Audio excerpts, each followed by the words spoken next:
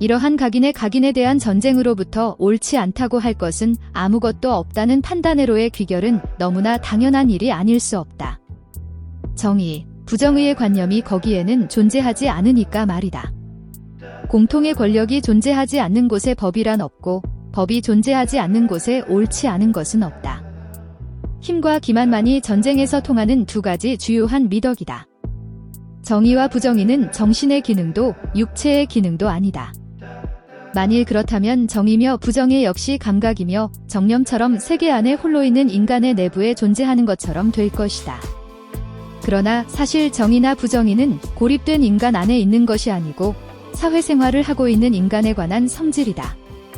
이상에서 기술한 상태의 필연적 결과로서 거기에는 소유권도 지배권도 자리가 없으며 그러하기에 나의 것이며 너의 것의 구별도 있을 수 없는 것이다. 누구나 자신이 획득할 수 있는 것만이 그의 것이 될 수 있으나 그것도 오직 그것을 보지할 수 있는 동안에만 한해서 그의 것이다. 인간이 실제로 이런 순수한 자연 상태에 처하게 됐을 때의 불행한 상태에 관해서는 이상으로 충분한 만큼 여기서 그치기로 하자. 이런 전쟁 상태로부터 인간들로 하여금 평화를 지향케 하는 정념으로는 죽음의 공포, 결적한 생활에 필요한 사물들을 구하려는 의욕 및 근로에 의해서 그런 것들을 획득할 수 있으리라는 희망을 들을 수 있다. 그리고 인간들은 이성의 제안에 따라 그들이 서로 동의할 수 있는 평화를 위한 제 조항을 생각해내게 된다. 이와 같은 제 조항을 자연법이라고 부른다. 나는 다음에 오는 14장과 15장에서 이에 대해서 좀 더 상세히 논할 생각이다. 한 인간의 힘 또는 권력이란 그가 자신의 장래에 좋다 유익하다, 선하다고 생각되는 것을 획득하기 위해 현재 소유하고 있는 수단이다. 그리고 권력은 본래적이거나 아니면 도구적이다. 인간의 선천적인 힘, 곧 본래적인 권력이라 하면 그것은 육체적 내지 정신적 제 능력의 탁월함을 말한다. 예를 들면 비상한 근력, 탁월한 용모, 지혜, 기회, 웅변 말솜씨, 관대함, 고귀 등이 그것이다. 도구적 힘이란 상술한 권력에 의하거나 행운에 의해 얻어지는 것으로서 좀 더 많은 권력을 획득하기 위한 도구며 방법을 말한다. 예를 들면 부, 평판, 친구, 및 사람들이 행운이라고 부르는 눈에 보이지 않는 신의 작용 등이 있다. 권력의 성질은 이 점에서 명성과 유사하여 전진하면 할수록 증대하고 또 무거운 물체의 운동과도 비슷하여 나아가는 거리가 증가하면 할수록 속도도 증가한다. 물론 인간적인 권력 중 최대의 권력은 다수의 인간들이 동의하여 오직 1인의 자연적 또는 사회적 인격, 퍼선의 그 권력을 직결시키고 그 1인의 인격이 그의 단일 의지에 의거하고 따르는 그들 모두의 권력을 사용하는 경우이다. 곧 국가의 권력이 바로 그 경우이다. 또는 당파, 팩션, 내지 당파 연맹이 권력을 소유하고 있는 경우에는 그 권력 사용은 개개인의 복수 의지에 의거하고 따른다. 따라서 하인을 소유하거나 친구를 갖는 것은 권력이다. 왜냐하면 그것 자체가 결합된 힘이기 때문이다. 힘이 있다고 하는 평판은 힘이다. 그것은 보호를 필요로 하는 사람들을 끌어 추종자가 되게 하기 때문이다. 자신의 나라를 사랑한다는 평판은 민중에게 인기, 파퓰레러티가 있다는 뜻인 것과 또한 같은 이유로 그 자체가 권력이다. 마찬가지로 자신을 대중으로 하여금 사랑하게 하거나 두려워하게 하는 자질, 네이처은 권력이며 또 그런 자질이 있다는 평판도 또한 권력인 것이 그것은 많은 사람들의 원조 및 봉사를 자신에게 가져오는 수단이 되기 때문이다. 훌륭한 성공도 권력이다. 그것은 지혜든가 행운이 있다는 평판을 얻게 하고 그 결과 사람들은 그를 두려워하기도 하고 신뢰하기도 하기 때문이다. 전쟁 내지 평화에 관한 행위에 있어서 신중하다는 평판도 권력이다. 왜냐하면 우리들은 신중한 인간에게 그렇지 않은 인간의 경우보다도 더욱 기꺼이 우리를 통치하는 일을 위임하기 때문이다. 고귀함, 노빌러티 역시 권력이다. 하지만 그것이 모든 곳에서 그런 것이 아니고 고귀함이 여러 특권, 프리브리지즈를 수반하는 국가에 있어서만이 권력인 것이다. 왜냐하면 고귀한 자의 힘은 바로 그런 특권에 있기 때문이다. 사람이 자신의 힘, 파워, 과능력, 어빌러티즈를 상상할 때 일어나는 기쁨, 조이, 은득의 글로리잉, 라 불리는 정신의 고향이다. 그것이 만일 자기 자신의 경험에 근거하고 있으면 자신, 컨퍼던스과 같은 것이나 단지 타인의 아첨에 근거할 뿐이거나 그것의 결과에 대해 혼자 상상하여 득에 양양하는 것이라면 그것은 자기도취로서의 허세, 베인글로리다. 이 명칭이 적절하다고밖에 할 수 없는 것은 건실한 근거를 가신 자신은 실제적인 기도, 어템프트로 나아갈 수 있으나 단지 자신의 힘을 혼자 상상해 본 것만으로는 행동으로 나아갈 수 없기 때문이다. 또 사람이 득의의 경우와 반대로 자신의 힘의 결여에 생각이 미칠 때 일어나는 슬픔을 실에 디젝션라고 부른다. 우리가 우리에게 능력이 없다는 것을 알기는 알면서도 단지 그것을 가상하거나 상정함으로써 갖게 되는 자기도취로서의 허세는 청년에게서 흔히 보는 경향으로 대부분 기사들의 무용담에 관한 역사서나 소설을 통하여 배양된다. 하지만 이런 경향이 나이가 들고 직업을 갖게 됨에 따라 흔히 교정되는 것을 보는 것도 사실이다. 주권자는 칭호, 타이틀, 직무, 오피스, 등용, 행위 등 그가 국민에게 명예, 안어를 부여하는 의지의 표시로서 생각하는 모든 것을 사용하여 국민에게 명예를 부여한다. 예를 들면 구약 성서 에스더에 기록되어 있듯이 페르시아 왕은 다음과 같은 방식으로 모르데카에게 명예를 부여하고 있는 것이다. 곧 그에게 왕의 의상을 입히고 머리에는 왕관을 씌우게 하고 왕의 말에 태워서 거리로 인도해 나가도록 했을 뿐 아니라 그 행차의 선두에 대신을 세워서 이것은 왕이 명예를 내려주시는 사람에 대해 행하여지는 행사라고 선포하도록 왕은 지령하였던 것이다. 그런데 같은 왕은 동시에 왕을 위해 자신이 이룬 업적의 포상으로서 왕의 의복 한 벌을 입게 하여 달라고 청원한 자에게도 그것을 허락하였다. 다만 왕은 그의 허락에 첨가해서 그가 왕의 광대로서 왕의 옷을 입도록 명하였던 것이다. 그리고 물론 이것은 왕이 내린 불명예다. 그러므로 사회적 명예에 관한 한 그 원천은 국가의 유일한 인격 안에 있으며 주권자의 의지에 전적으로 의존한다. 그러니 만치 그것은 일시적인 템퍼레리 것이고 그래서 또한 사회적 명예 시베라너라 부른다. 예를 들어 관직, 직무, 칭호 등 그리고 유럽의 어떤 지방에서는 문장, 코트아우머, 색깔을 칠한 방패, 스커친 따위가 그것이다.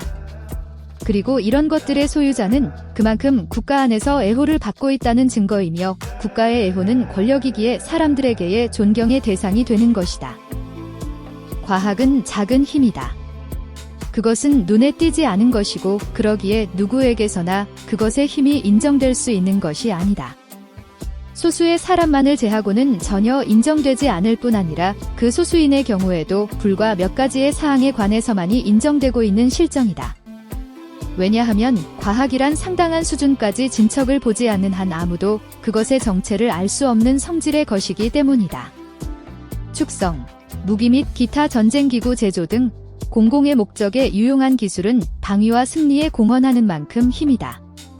그리고 이런 기술의 진정한 어머니는 과학, 곧 수학이지만 그것을 세상에 내어놓는 것은 제조자 곧 기술자의 손이기 때문에 그것은 산파를 어머니로 착각하는 것처럼 기술자의 산물로 평가되고 있다. 한 인간의 값어치 또는 가치는 다른 모든 사물의 경우와 마찬가지로 그의 가격, 프라이스이다.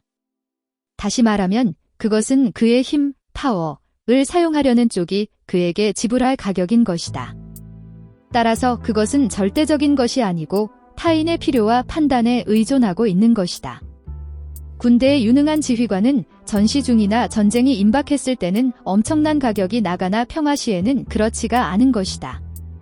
학식이 있고 청렴한 재판관은 평시에는 커다란 가치를 지니나 전시에는 그렇지가 않은 것이다.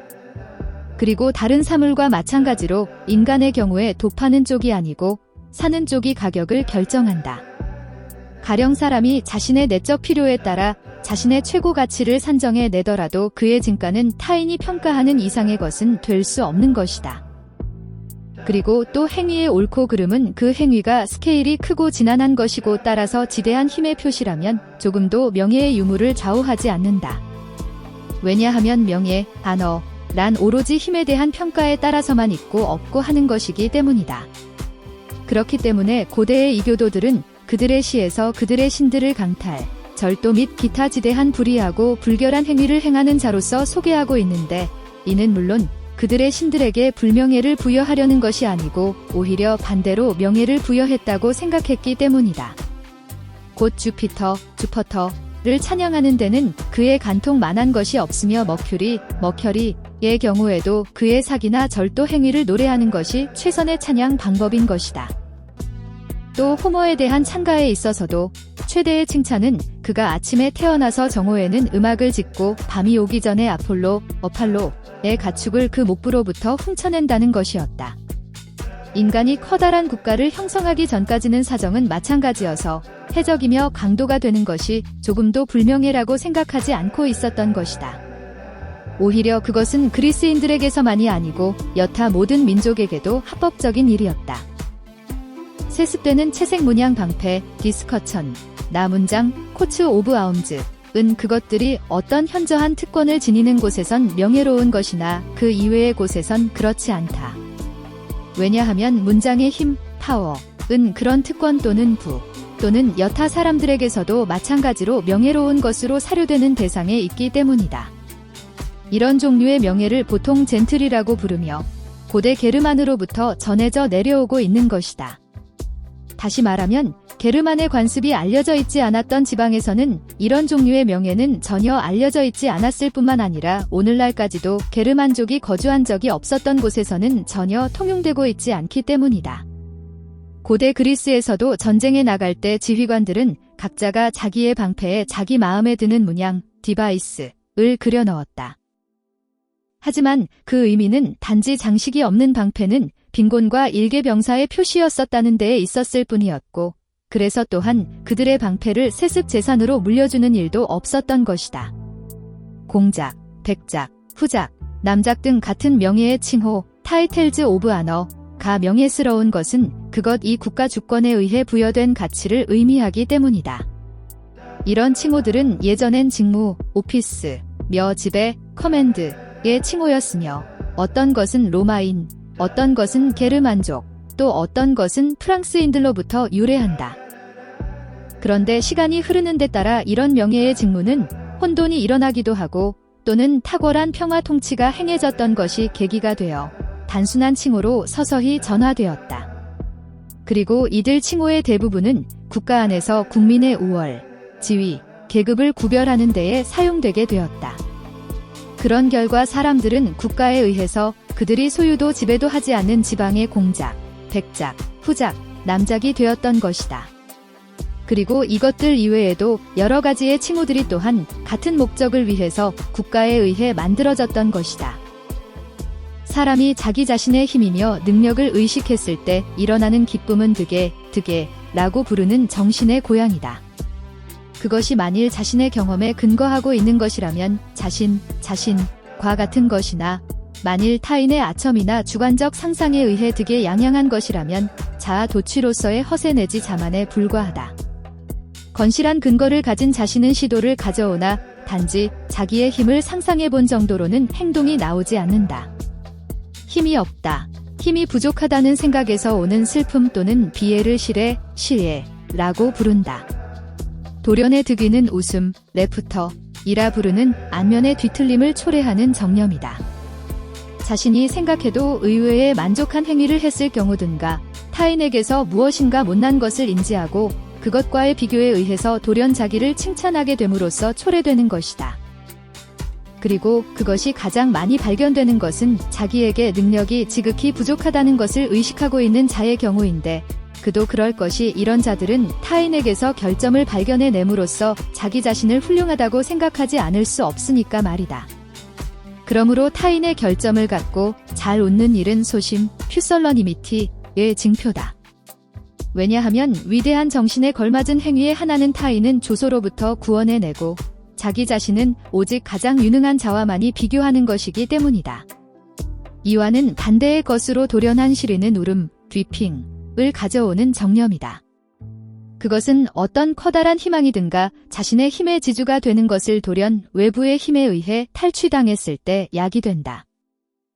여성이나 어린아이처럼 외적 도움에 의존하는 자가 이 정념에 빠지기가 가장 쉽다. 따라서 어떤 사람은 친구를 상실해서 울고 또 어떤 자는 친구의 불친절에 또 어떤 자는 화해에 의해 복수심에 돌연 종지부를 찍어야 해서 울게 되는 것이다. 하지만 어떠한 경우에라도 울음이나 웃음의 행위는 돌연한 운동인 것이다. 습관은 울음도 웃음도 제거한다. 익숙한 농담에 웃는 자 없고 예전의 재난에 우는 자도 없으니까 말이다. 고귀, 노빌러티, 도 힘이다.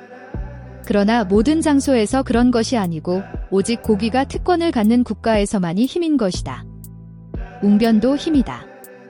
왜냐하면 그것은 심력, 프루던스처럼 보이기 때문이다. 용모의 훌륭함도 역시 힘이다. 왜냐하면 그것은 선량함을 예상, 제이 프라미스 오브 고드 하게 하며 그 결과 여성이나 처음 보는 사람들의 호의를 얻게 하기 때문이다. 훌륭한 성공도 힘이다. 그것은 지혜든가 행운을 지니고 있다는 평판을 얻게 하고 그 결과 사람들은 그를 두려워하거나 신뢰하거나 하기 때문이다. 또 자신의 나라를 사랑하고 있다는 평판은 민중의 인기, 파퓰레러티로 이어지기 때문에 마찬가지로 힘이다. 인간의 값어치 내지 가치는 다른 모든 사물의 경우와 마찬가지로 그의 가격, 프라이스이다. 한 인간의 공적 가치, 곧 국가에 의해 부여되는 가치를 보통 위계라 부른다. 그것은 사람이 명령을 내린다든가, 재판을 행한다든가 또는 공무를 집행한다든가 하는 직무에 의해 혹은 그런 가치를 구별하기 위해 정해진 명칭이나 칭호에 따라 이해된다. 복종하는 것도 상대에게 명예를 주는 일이다. 왜냐하면 자신을 돕거나 해칠 수 있는 힘을 소유하고 있다고 생각되지 않는 자에게는 어느 누구도 복종하지 않기 때문이다. 따라서 복종하지 않는 것은 불명예를 부여하는 것이다. 사람에게 커다란 선물을 하는 것은 그에게 명예를 부여하는 것이다. 그것은 보탬을 사는 것이고 힘을 인정하는 것이기 때문이다. 그러나 작은 선물은 상대방에게 불명예를 안기는 것인데 왜냐하면 그것은 일종의 자선 행위와 같은 것이어서 기껏해야 반대급부로서 작은 도움밖에 필요하지 않다고 생각하고 있는 것을 의미하기 때문이다. 자연 상태에서의 전쟁은 인간 생내의 재정령으로부터 필연적으로 발생하며 그러니만치 전쟁은 실제로 어떤 가공할 힘이 눈앞에 존재하여 인간이 그 힘을 두려워하여 그 징벌에 대한 공포 때문에 재계약, 커버넌츠를 이행하고 자연법들을 준수하지 않는 한 피할 수가 없는 것이다. 다시 말하면 검을 동반하지 않는 계약은 그저 말에 불과하며 인간의 생명을 보장할 수 있는 힘을 전혀 지니고 있지 않은 것이다. 설사 계약에 의해 수다한 사람이 집결한다 하더라도 그들이 그들의 개별적인 판단과 욕구에 의해 움직이게 되면 공통의 적에 대해서나 또 그들 상호 간의 권리 침해에 대해서 어떠한 방위나 보호도 기대하는 것이 불가능하다. 그들의 힘을 최고로 발휘하고 운용하려면 과연 어떻게 하면 좋을 것인가? 이에 대한 의견이 가지각색이게 되면 그들은 상부상조하기는커녕 서로를 방해하고 쓸데없이 내부 대립만 심화시켜 끝내는 자신들의 힘 자체를 무력화시키고 마는 것이다. 그런 결과 매우 소수이지만 협력이 잘 되는 집단에게도 쉽사리 제압될 뿐만 아니라 공통의 적이 없을 때에 그들 각자의 개별적인 이해 때문에 서로 간에 전쟁을 벌이게 되는 것이다. 만일 많은 수의 인간이 그들에게 매우 두려워하는 마음을 품게 하는 공통의 권력이 없더라도 정의를 지키고 자연법을 준수하는 것에 동의하라는 것을 가정할 수 있다 하면 인류 전체에 대해서도 마찬가지의 개념을 해도 좋을 것이고 그렇다면 복종 없이도 평화가 있을 수 있다는 것이 되기 때문에 어떠한 시민정부, 시벨 거버먼트, 또 어떠한 국가도 존재하지 않는 것이 될 뿐만 아니라 그 필요조차도 없게 될 것이다. 그것은 동의, 컨센트, 혹은 화합, 칸코어드 이상의 것이어서 각각의 인간이 서로 간의 계약을 체결함으로써 모든 인간이 하나의 동일 인격에 합격되는 것이다. 그 방법은 흡사각인이 각인을 향해서 다음과 같이 선언하는 형태인 것이다. 나는 나 자신을 통치하는 권리를 이 인간 또는 이 인간들의 합의체 디스어셈블리 오브 맨에 완전히 양도하는 것을 다음의 조건하에 인정한다. 너도 너의 권리를 양도하여 그의 모든 활동을 승인하는 것이다. 한 인간의 힘, 파워 이란 보편적으로 생각해 볼 때 자신의 장래에 좋다 유익하다고 생각되는 것을 획득하기 위한 그가 현재 소유하고 있는 수단이다. 그리고 그것에는 본래적인 것과 도구적인 것이 있다. 인간 생내에 내추럴, 본래적, 오리지널 힘은 육체와 정신의 제 능력의 탁월함에 있다. 예를 들면 탁월한 체력, 훌륭한 용모, 심려, 기회, 웅변, 아량, 고귀 등이 그것이다. 도구적 힘이란 상술한 힘 또는 행운에 의해 획득되는 것으로서 더욱 많은 힘을 획득하기 위한 수단이며 방법이 다 예를 들면 부, 평판, 친구 또는 세간에서 행운이라 부르는 보이지 않는 신의 작용 등이 그것이다. 자연은 인간을 육체와 정신의 제 능력에 있어서 평등하게 만들었다. 그러하기에 때에 따라서는 물론 다른 인간보다도 분명히 육체적으로 강하고 정신적으로 기민한 인간이 발견되는 것은 사실이지만 그러나 모든 능력을 종합해서 계산해보면 개인차는 사실 대단한 것이 아니어서 어떤 한 사람이 요구할 수 없는 이익을 다른 사람은 요구할 수 있는 정도의 차이는 결코 아니다. 예를 들어 육체적 강함의 경우에도 가장 약한 자라도 몰래 음모를 꾸며 자신과 같은 가지의 위험에 처한 자와 공모를 하여 가장 강한 자를 죽여버릴 수 있는 정도의 힘은 갖고 있는 것이다. 정신적인 제 능력에 대해서도 나는 육체적 강함의 경우 이상의 평등을 발견하고 있는 것이다. 내가 의미하는 윤리는 인류가 함께 평화와 통일의 틀 안에서 살아가는 일과 관련된 인류의 제 성질에 관한 것이 그 대상이다. 이 목적을 위해서 우선 우리는 인간의 지복, 펄리서티, 이란 만족한 정신의 휴식 상태가 아니라는 것을 고려하지 않으면 안 된다. 다시 말해 궁극의 목적이라든가 최고선이라든가 하는 예전의 도덕 철학자들이 책에 써놓은 것 따위는 결코 있을 수 없는 것이기 때문이다. 그리고 또 감각과 상상이 중지한 인간 역시 더 이상 살아있는 존재가 아닌 것이다. 지복이란 한 대상에서 다른 대상으로 욕구가 끊임없이 진전해 나아가는 것으로서 앞의 대상의 획득은 뒤의 대상으로의 도정에 지나지 않는다. 그렇다고 할 수밖에 없는 것은 인간의 욕구의 목적은 단지 한 번만에 혹은 단 한순간의 향락이 아니고 장래의 목적애로의 길을 영원히 확보하는 데에 있기 때문이다. 따라서 모든 인간의 의지적 행위 및 자연적 경향은 만족한 삶을 획득할 뿐만이 아니고 그것을 확보하는 데에 있다. 다른 것은 목적이 아니고 방법상의 차이에 지나지 않는다. 방법의 상이는 일부는 다양한 인간들의 다양한 정념에서 또 일부는 추구하고 있는 결과를 생산하는 원인에 대한 각인의 지식이며 의견이 다른 데서 연유한다. 그리고 정신적 능력에 관해서도 나는 앞에서 말한 바 있는 육체적 능력 이상의 평등을 발견한다. 다만 언어에 근거한 제기술, 특히 과학이라 불리는 일반적이고 틀림없는 규칙에 근거하여 앞으로 나아가는 기술은 이 평등한 정신적 능력에 포함시켜서는 안 될 것이다. 사실 이런 기술은 소수의 인간이 소수의 문제에 한해서 갖고 있는 것에 불과하다. 왜냐하면 그것은 생득적인 능력이 아니고 또 심력, 프루던스처럼 다른 것을 추구하는 동안 습득되어지는 것이 아니기 때문이다.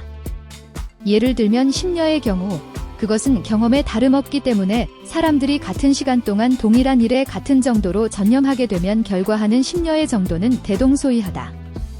심려에 있어서의 이런 평등성을 믿기 어렵게 하는 것은 10중 8구는 인간이 자기의 지혜에 대해서 품고 있는 헛된 자부심이다. 대부분의 인간은 명성이 있다든가 자기와 의견이 일치한다든가 하여 시인하는 극히 소수의 사람을 제하고는 다른 일반 대중, 더 벌거에 비해서 훨씬 높은 정도의 지혜가 있다고 생각하고 있는 것이다. 그도 그럴 것이 설령 많은 사람들이 자기보다 머리가 좋고 웅변과 학식이 뛰어나다는 것은 인정하는 일이 있더라도 실제로는 자기와 같은 정도로 현명한 인간이 허다하다는 사실은 믿으려 하지 않은 것이 인간의 본성, 네이처 오브 맨이니까 말이다. 자신의 지력, 위트은 지척에 있어 보이나 타인의 것은 멀리 보이기 마련이다. 그러나 이것은 인간이 불평등하다는 것보다는 오히려 평등하다는 사실을 증명하고 있다. 하기야 모든 인간이 자기의 자연적인 목, 쉐어의 자부심을 느낄 정도로 흡족해하고 있다는 사실보다 더 큰 증거로서 자연의 평등한 배분을 보여주는 증거는 없을 터이니까 말이다. 풍부한 경험이 심려인 것처럼 풍부한 학문, 사이언스, 이 학식, 세이피언스이다. 우리들은 통상 이 양자에 대해서 지혜, 위즈덤라고 하는 하나의 이름을 붙이고 있지만 라틴인은 항상 심려, 프로덴셔와 학식, 세이피엔시어를 구별하여 전자를 경험, 후자를 학문에 의해 획득되는 것으로 생각하였다. 이 양자의 차이를 좀 더 명확히 하기 위해서 다음과 같은 두 사람에 관해서 생각해 보기로 하자. 하나는 본래부터 무기를 다루는데 탁월한 능력과 기교를 갖추고 있고 다른 하나는 거기에다 모든 자세에서 그가 공격하고 방어할 수 있는 방법을 학문적으로 습득하고 있다고 생각해보자. 전자의 능력이 후자의 능력에 대한 관계는 심려가 학문에 대한 관계와 마찬가지이다. 쌍방 모두 유용하나 후자는 다른 일이 없다. 그러므로 서적의 권위만을 신뢰하여 맹인에게 맹목적으로 따라가는 자는 검술 교사들의 잘못된 법칙을 신뢰하여 결국은 그를 죽이든가 치욕을 안길 것이 틀림없는 적을 향해 무모한 도전을 감행하는 자와 같다. 통치 문제에 관하여 자기 자신의 지혜에 강한 자신을 품고 있는 자는 야심을 품는 경향이 있다. 왜냐하면 평의회나 관청 등의 공직에 취임할 수 없는 한 그의 지혜에 따라올 명예도 실종된 것이나 다름없기 때문이다. 그러므로 탁월한 웅변의 연설가는 야심을 품는 쪽으로 치닫기가 쉽다. 웅변은 자기 자신에게나 타인에게나 지혜처럼 보이니 말이다. 또 모든 당사자들에게 두려움을 갖게 할 권력이 부재하는 곳에서는 그들이 우정이나 동료애를 지켜나가는데 아무런 기쁨도 느끼지 않는다. 그러기는커녕 반대로 상당한 비애를 느낀다. 왜냐하면 인간은 누구나 자기 평가와 같은 높이의 평가를 동료나 친구로부터 기대하기 때문인 것이다. 그래서 경멸이든가 과소평가 같은 표시에 부딪히게 되면 그들에게 해를 가하고 또 다른 자들에게는 이것으로 본때를 보임으로써 그들 모두에게서 좀 더 크고 높은 평가를 끌어내려고 노력하는 것이다. 그리고 그것도 쌍방을 진정시킬 수 있는 공통의 권력이 없는 경우에는 서로가 상대를 멸망시키기에 충분한 것이기도 하다. 저작자들이 통상 유스 나투랄레라고 부르는 자연권 자연으로부터의 권리, 라이트 오브 네이처지란 각인이 자기 자신의 자연, 히즈 온 네이처, 즉 자기 자신의 생명 산물 유지하기 위해 자신의 힘을 자신의 의도하는 바대로 사용할 수 있는 각인이 갖고 있는 자유다. 그러므로 그것은 자기 자신의 판단과 이성의 범위 안에서 그 목적에 가장 적당한 수단이라고 생각되는 모든 것을 행하는 자유인 것이다.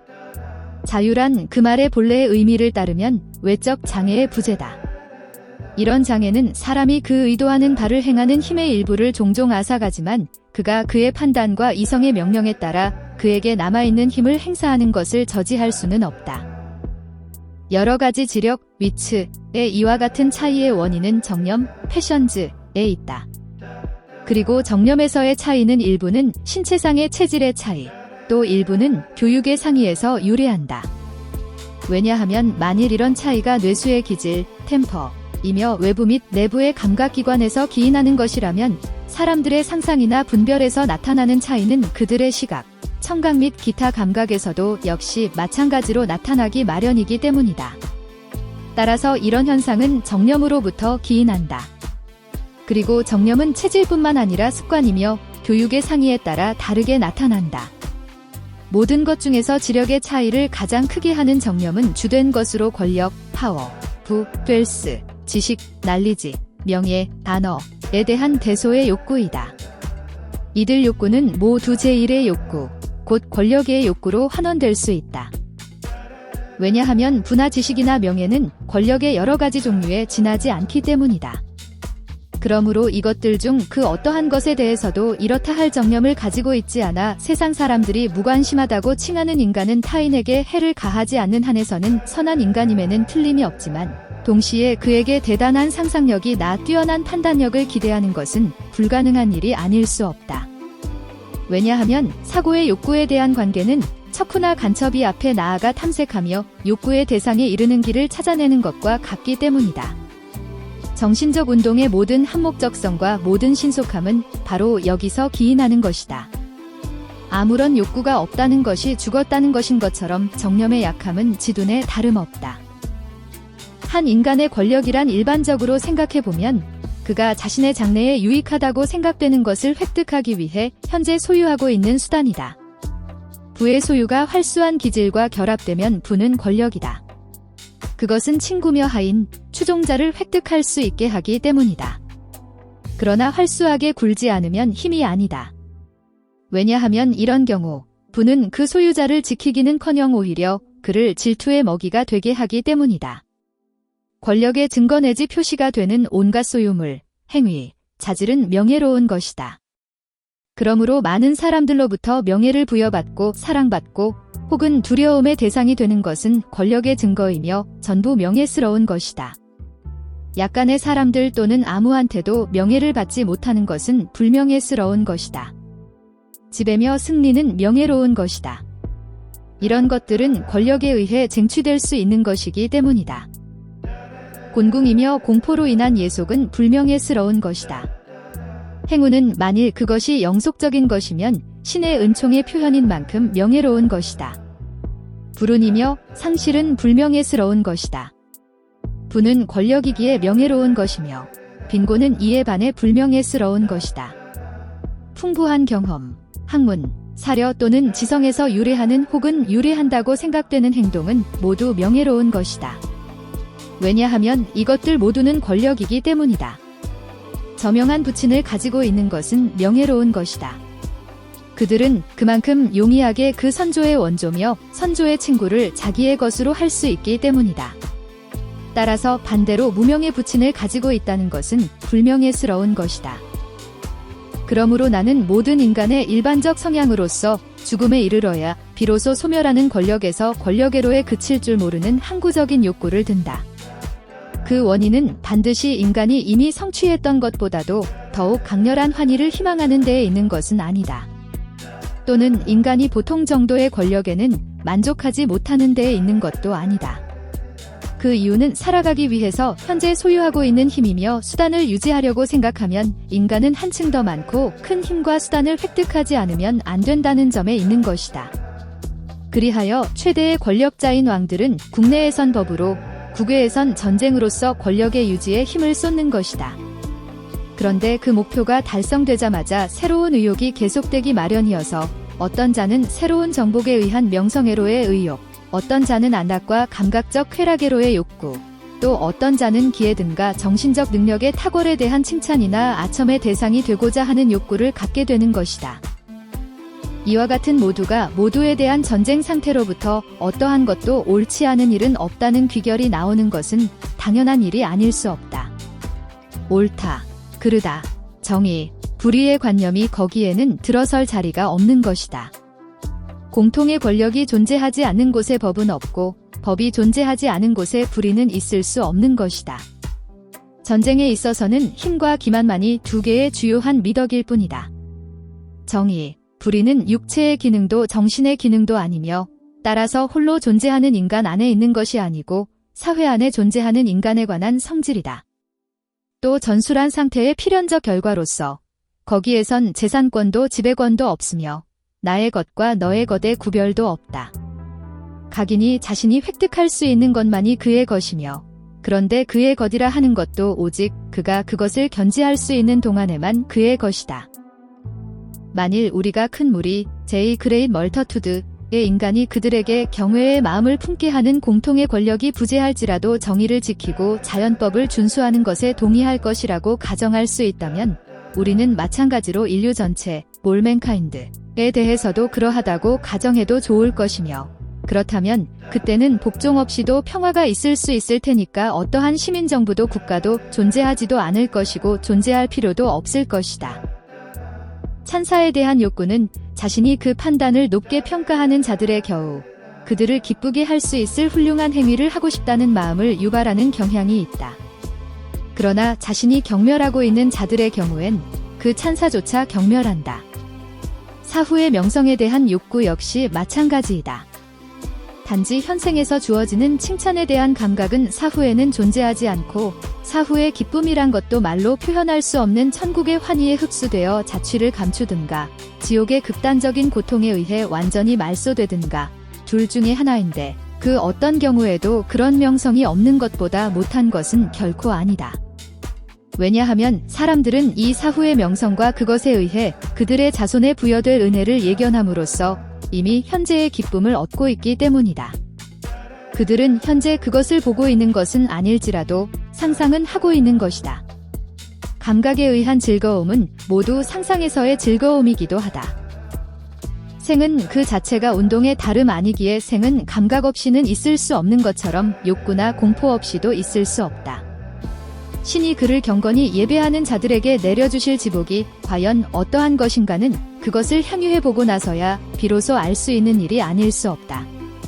그것은 스콜라 철학자들의 천국의 환상이라는 말이 이해할 수 없는 것처럼 지금 당장 이해할 수 있는 기쁨은 아니기 때문이다. 그리고 인간의 자연 상태는 만인이 만인에 대한 전쟁 상태이며 이런 상황에선 가기는 오로지 그 자신의 이성에 의해서만이 통치되며 자신의 생명을 그 적들로부터 지키고 유지하기 위해선 그가 유익하다고 생각하는 것으로서 이용할 수 없는 것, 이용해서 안 되는 것은 없다. 따라서 그 결과 이런 상태에선 인간은 누구라도 만물에 대해서뿐만 아니라 심지언저 서로 간의 상대의 신체에 대해서조차도 권리를 갖고 있다. 따라서 모두가 만물에 대해 이와 같은 자연주로부터의 보편적 권리를 갖고 있는 상태가 존속하는 한 자연이 보통 인간에게 살도록 허용한 시간을 다 살 수 있는 안전은 어떠한 인간에게도 그가 아무리 힘이 세고 현명하다 할지라도 보증되지는 않는다. 그러나 상호 신뢰에 의한 계약은 어느 쪽이든 한쪽에 불이행의 우려가 있는 곳에선 무효이며 그러므로 정의의 원천은 계약에 있다고는 하지만 이런 우려의 원인이 제거되기 전까지는 실제상 불의는 있을 수 없다. 이런 두려움의 원인은 인간들이 전쟁이라고 하는 상태에 있는 동안에는 제거될 수 없다. 그러므로 정의, 불의의 이름이 존재할 수 있기 위해선 그 전에 어떤 강제력이 존재하여 인간들이 계약의 파기로부터 기대할 수 있는 이익보다 좀 더 큰 처벌의 공포에 의해 그들로 하여금 똑같이 계약을 이행시키지 않으면 안 된다. 그리고 그들이 포기하는 보편적 권리의 보상으로서 상호계약에 의해 획득한 재산권 소유권, 프로프라이어티를 확보시켜주지 않으면 안 된다. 이런 일을 가능케 하는 강제력이란 국가가 설립될 때까지는 존재하지 않는다. 자기 자신의 것, 즉 소유권이 없는 곳에는 부정, 불의란 이름 모두 없다. 그리고 어떠한 강제력도 수립되지 않은 곳, 즉 국가가 없는 곳엔 소유권 역시 없다. 만인이 만물에 대한 권리를 갖고 있기 때문이다. 그러므로 국가가 부재하는 곳에서는 옳지 않음은 없다. 결국 정의라는 것은 유효한 계약을 지키는 데에 있다. 그리고 계약의 유효성은 오직 그것을 지키게 하는데 충분한 사회적 권력의 설립에서 비롯되며 또 그때야 비로소 소유권도 발생하는 것이다. 주권이 국민에 의해 만들어진 합의체에 있든 1인의 군주의 수중에 있든 주권자의 권력은 동일하다. 또 권력의 경우와 마찬가지로 주권자의 영예 역시 국민 중 어느 누구의 영예보다도 아니 국민 전체의 영예보다도 당연히 위대하지 않으면 안 된다. 왜냐하면 주권이야말로 모든 영예의 원천이기 때문이다. 경, 백작, 공작, 왕공 등의 위계는 그의 피조물이니까 말이다. 주인 앞에서 모든 하인은 평등하며 어떠한 영예도 내세울 것이 없다. 주권자 앞에선 국민 역시 마찬가지이다. 주권자의 모습이 보이지 않는 곳에선 그들 중 어떤 자는 다른 자보다 강하게 혹은 약하게 빛나기는 하지만 주권자의 앞에서는 모두가 태양 앞에서 별이 빛나는 것에 지나지 않는다. 그래서 우리는 주권자의 권력 앞에선 국민의 권력도 영예도 자취를 감춘다고 말할 수 있다. 다른 인간이 정당하게는 탈취할 수 없는 개인의 불가침적 권리란 무엇이고 이것을 국민 서로 간에 이해시키는 규칙을 만드는 권리에 대해 말하면 다음과 같다. 주권자의 권력에는 국민이 다른 동포에 의해 간섭받지 않고 향수할 수 있는 재산, 할 수 있는 활동이 무엇인가에 관한 규칙을 만드는 전권이 포함되어 있다. 이것이 바로 사람들이 소유권, 프로프라이어티이라 부르는 것이다. 주권이 설립되기 이전에는 앞에서 이미 상술한 대로 모든 사람이 만물에 대한 권리를 갖고 있었다. 그리고 바로 그것이 만인이 만인에게 대한 전쟁의 원인이었다. 그러므로 소유권은 평화를 위해 필수불가결하면서 주권에 의존하기 때문에 소유권의 확립은 공공평화의 유지를 목적으로 하는 권력 자체의 행위가 아닐 수 없다. 소유권 즉 나의 것과 너의 것 및 국민의 행위의 선, 악, 합법, 비합법에 관한 이들 규칙은 시민법이라고 부른다. 그것은 개개 국가의 법이다. 시민법의 명칭은 오늘날에는 로마시의 고대 시민법에 한하여 사용되고 있으나 당시 로마시는 세계의 대부분의 수도였던 까닭에 그 법률이 그 전 지역의 시민법이기도 하였던 것이다. 마지막으로 인간은 본래 자기 자신에게 어느 정도의 가치를 두려고 하는 것인가, 타인으로부터는 또 무엇과 같은 존경을 받으려고 하는 것인가, 또 이런 문제들로부터 얼마나 끊임없이 경쟁, 갈등, 당파 싸움이 벌어지고 끝내는 전쟁이 일어나 서로 죽일 뿐 아니라 공통의 적에 대한 그들 자신의 힘마저 감손시키게 되는가에 관해 다시 상기해보자. 그래서 이미 보아온 대로 국가의 전 군사력뿐만이 아니고 온갖 분쟁을 둘러싼 재판권도 일체 주권자에게 있는 것이다. 그러므로 영예의 칭호를 부여하고 각인이 점해야 마땅한 지위 뒤계를 인정하고 또 공사의 집회에서 그들이 서로 간에 어떤 존경의 표시를 보여야 할 것인가 등을 결정하는 권리는 모두 주권자에게 속하는 것이다.